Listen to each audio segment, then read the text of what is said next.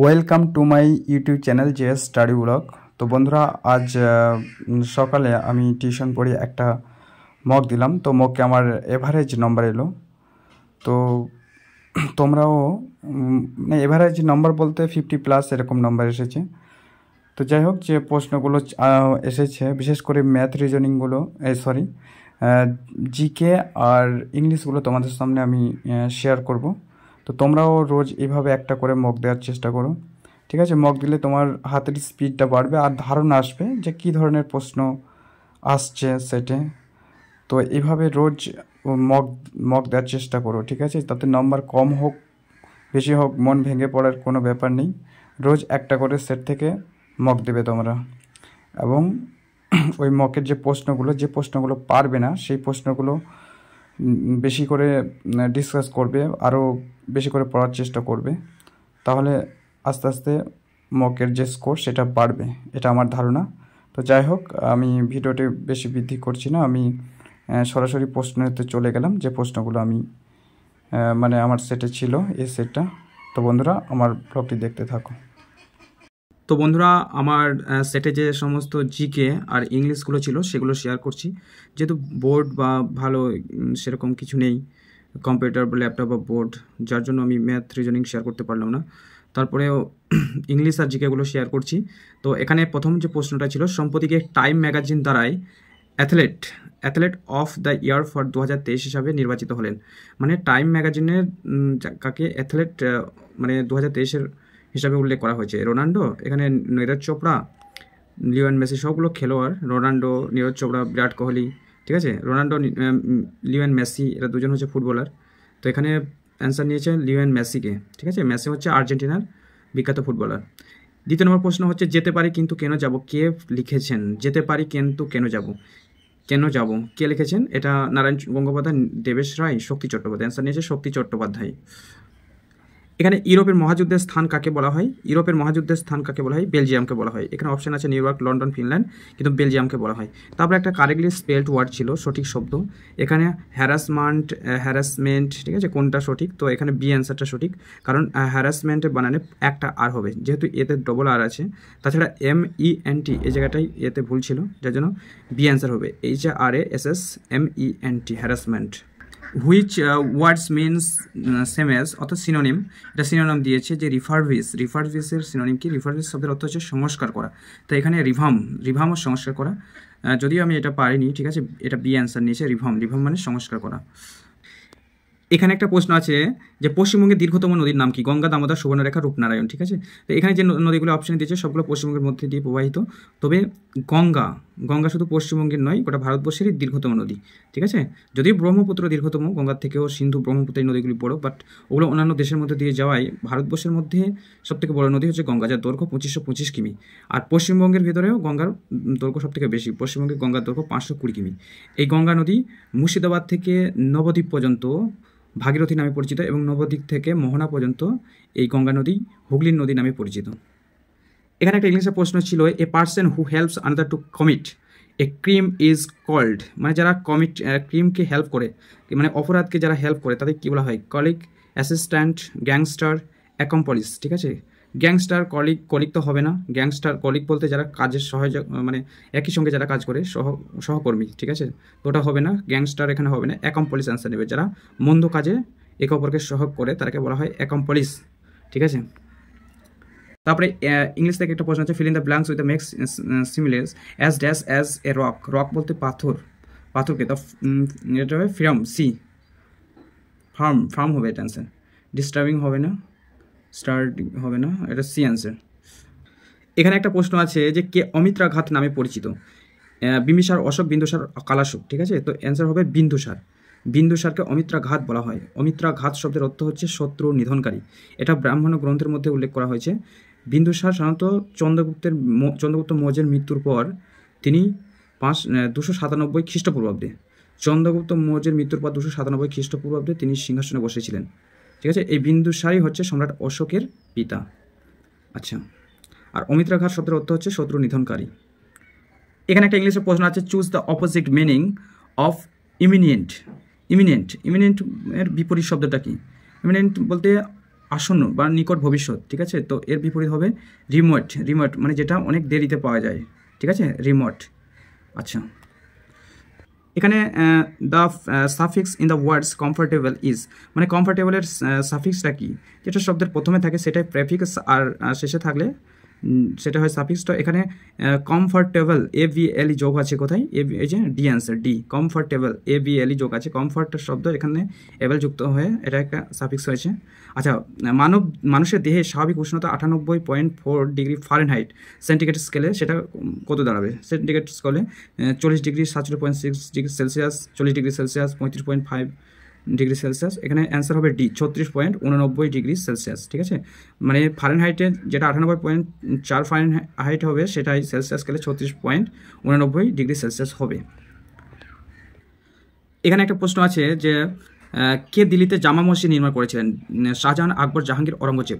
এখানে শাহজাহান, যিনি দিল্লিতে জামা মসজিদ নির্মাণ করেছেন, শাহজাহানের সময়কেই মুঘলদের স্বর্ণযুগ বলা হয়, কারণ তিনি অনেক প্রাসাদ নির্মাণ করেছিলেন। বিশেষ করে তার অন্যতম হচ্ছে তাজমহল, যেটা মমতাজের স্মৃতিকে রক্ষার্থে তিনি আগ্রায় তাজমহল নির্মাণ করেছেন, ঠিক আছে, যার স্মৃতি আজও বিদ্যমান। তারপর তিনি মতি মসজিদ, ওই আগ্রার মধ্যে মতি মসজিদ, শীষমহল, ঠিক আছে, লালকেল্লা দিল্লির, এসব শাহজাহানের সৃষ্টি, ঠিক আছে। এছাড়া তিনি শাহজাহানাবাদ যে শহরটা সেটাও নির্মাণ করেছিলেন, যার এই শাহজাহানের প্রকৃত নাম হচ্ছে খুরম, ঠিক আছে। শাহজাহানের প্রকৃত নাম পরীক্ষা আসতে পারে যে খুরম কার প্রকৃত নাম, মানে অনেকে সেলিম, খুরম এসব আসে, ঠিক আছে, কার ছদ্মনাম বা প্রকৃত নাম। আচ্ছা, এখানে ইংলিশে একটা প্রশ্ন আছে, it's no use crying over spilled milk, ঠিক আছে। তো এখানে অ্যান্সারটা কি নিয়েছে, এটা অ্যান্সার নিয়েছিল A, to cry about past event that can not be undone, ঠিক আছে, undone, to cry about past event that can not be undone, এটা অ্যান্সার নিয়েছে। এখানে একটা প্রশ্ন আছে, নিম্নলিখিত কোনটি বাস্তার অঞ্চলে অবস্থিত, বান্ধবগড় জাতীয় উদ্যান, ডান্ডেলি অভয়ারণ্য, ইন্দ্রাবতী জাতীয় উদ্যান, রাজাজি জাতীয় উদ্যান, ঠিক আছে। তো অ্যান্সার নিয়েছে সি, ইন্দ্রাবতী জাতীয় উদ্যান। ইন্দ্রাবতী জাতীয় উদ্যান এটা ছত্তিশগড়ে অবস্থিত, ঠিক আছে, ইন্দ্রাবতী জাতীয় উদ্যান ছত্তিশগড়ে অবস্থিত। আর বান্ধবগড় জাতীয় উদ্যান এটা সবাই জানে, এটা মধ্যপ্রদেশে অবস্থিত। ডান্ডেলি অভয়ারণ্য এটা হচ্ছে কর্ণাটকে অবস্থিত। আর রাজাজি জাতীয় উদ্যান এটা হচ্ছে উত্তরাখণ্ডে অবস্থিত। রাজাজি জাতীয় উদ্যান উত্তরাখণ্ডে অবস্থিত। তারপরে এখানে একটা প্রশ্ন আছে, নিম্নলিখিত নদীগুলির মধ্যে কোনটির উৎস ভারতে নয়, বিতস্তা, রবি, চন্দ্রভাগা, শতদ্রু, ঠিক আছে। তো অ্যান্সার অবশ্যই শতদ্রু হবে, কারণ বাকিগুলি ভারতে উৎস, কেবলমাত্র শতদ্রু যেটা ভারতে নয়, এটা তিব্বতের রাক্ষসতল থেকে উৎপত্তি হয়েছে আর কি। এই শতদ্রু নদী হচ্ছে যে পাকিস্তানের মধ্যে প্রবাহিত যে সিন্ধু নদী, সেই সিন্ধু নদীর প্রধান উপনদী শতদ্রু নদী। এখানে একটা প্রশ্ন আছে, অর্থ বিল কোন কক্ষে উত্থাপন করা হয়, রাজ্যসভায়, লোকসভায়, উভয় কক্ষে, আদালতে। অর্থ বিল সাধারণত লোকসভা উত্থাপন করা হয়, ঠিক আছে।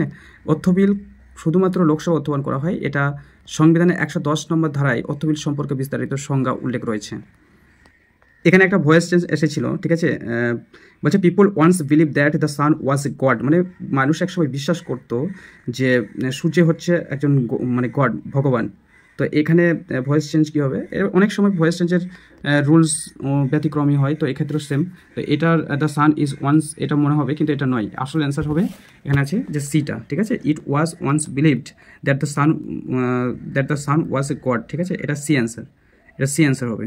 এখানে অবজেক্ট সাবজেক্টের ব্যাপার নেই, ঠিক আছে। এখানে একটা ইম্পর্টেন্ট প্রশ্ন আছে যে গৌতম বুদ্ধ কোথায় নির্বাণ লাভ করেন, ঠিক আছে, লুম্বিনী, বোধগয়া, আর সারনাথ, আর কুশীনগর। এই সারনাথ আর বোধগয়া নিয়ে কিন্তু সমস্যা হবে, এখানে অ্যান্সার হবে বোধগয়ায়, ঠিক আছে। বোধগয়ায় গৌতম বুদ্ধ প্রথম জ্ঞান লাভ করেছিলেন, তখন ওনার বয়স ছিল 35 বছর বয়স, ঠিক আছে, 35 বছর।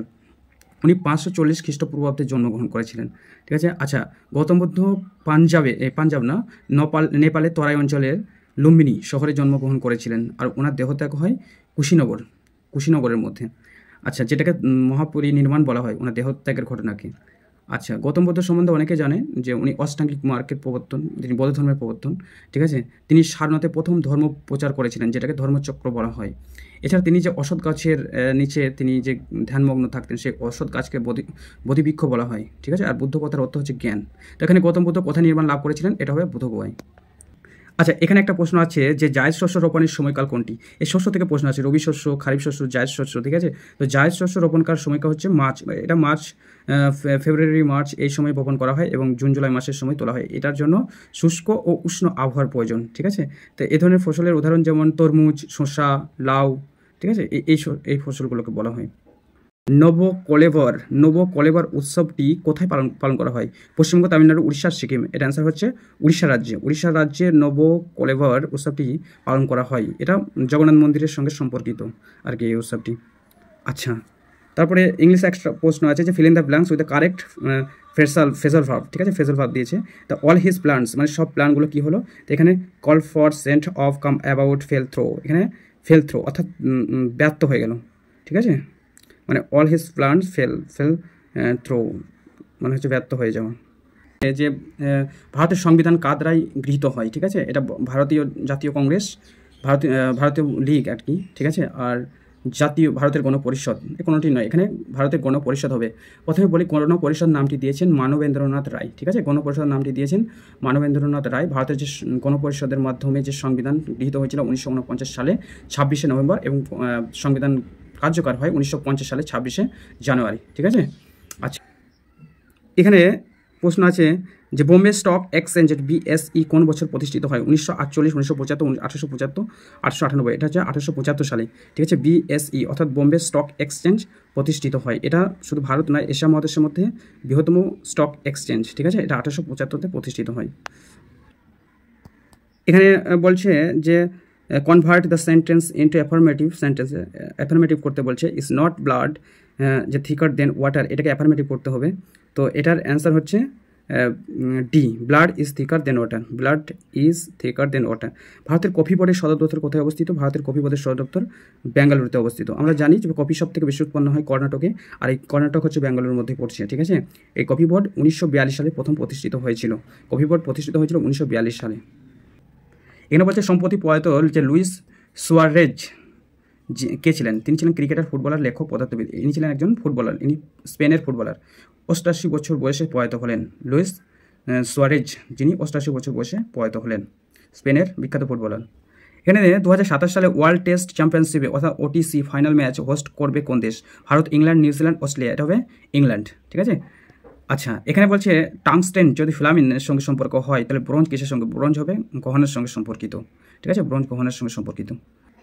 আচ্ছা, 7-9-এর এখানে বলছে ইন্টারপল এর পুরো কথাটি কি? ইন্টারপল পুরো কথাটি হচ্ছে international criminal police organization, international police conference. ঠিক আছে, international associations of police officer, উপরে কোনোটি নয়। এটা অ্যান্সার নিয়েছে A, international criminal police organization হচ্ছে ইন্টারপলের পুরো নাম, ইন্টারন্যাশনাল ক্রিমিনাল পুলিশ অর্গানাইজেশন। এই প্রশ্নটা খুবই ইম্পর্টেন্ট, 81 নম্বর এটা এসেছিল একটা পরীক্ষায়। ইউনিস্কো সদর দপ্তর থেকে প্রশ্ন আছে, বিভিন্ন সদর দপ্তর কোথায় অবস্থিত? তো এখানে পড়ছে ইউনিসেফ এর সদর দপ্তর কোথায় অবস্থিত? এটা হচ্ছে নিউ ইয়র্ক। ঠিক আছে, নিউ ইয়র্ক। ইউনিসেফের আমেরিকার নিউ ইয়র্কে অবস্থিত। ঠিক আছে, আচ্ছা, কমিউনিস্ট ম্যানিফেস্টো কে রচনা করেছেন? Communist Karl Marx, Lenin, Karl Marx, angles. এই কার্ল মার্কস ও অ্যাঙ্গেলস, সি অ্যান্সারটা সঠিক। এই দুজন ফ্রেন্ড মিলে এই কমিউনিস্ট ম্যানিফেস্টো রচনা করেছিলেন। ঠিক আছে, আমি কার্ল মার্কস করেছিলাম কিন্তু কার্ল মার্কস নয়, কার্ল মার্কস ও অ্যাঙ্গেলস এরা দুজন মিলে কমিউনিস্ট ম্যানিফেস্টো রচনা করেছেন। আচ্ছা, এখানে প্রশ্ন বলছে যে বারমুডা বাউল ট্রফি কোন খেলার সঙ্গে যুক্ত? ক্যারাম, দাবা, ব্রিজ আর সুকার। অ্যান্সার হবে ব্রিজ। ঠিক আছে, এটা 1950 সালে প্রথম হোস্ট করা হয়েছিল। ঠিক আছে, ব্রিজ খেলার সবচেয়ে প্রাচীন ট্রফি বারমুডা বাউল ট্রফি 1950 সালে প্রতিযোগী হিসেবে প্রথম অনুষ্ঠিত হয়েছিল। ঠিক আছে, তো এই হচ্ছে মানে আমার সেটা যে জিকে ইংলিশ যেগুলো ছিল সেগুলো শেয়ার করলাম। ঠিক আছে, ম্যাথ রিজনিং সেরকম বোর্ড নেই যে আমি শেয়ার করব। তো বন্ধুরা দেখতে পেলে তো এইভাবে তোমরাও মক দাও, তোমাদের সেটের যে প্রশ্নগুলো আছে দেখো, এইভাবে কারেকশন করো, বারবার রিভাইজ করো, দেখো পরীক্ষা ভালো হবে। সবার জন্য শুভকামনা রইল। ধন্যবাদ আমার এই ভিডিওটি দেখার জন্য।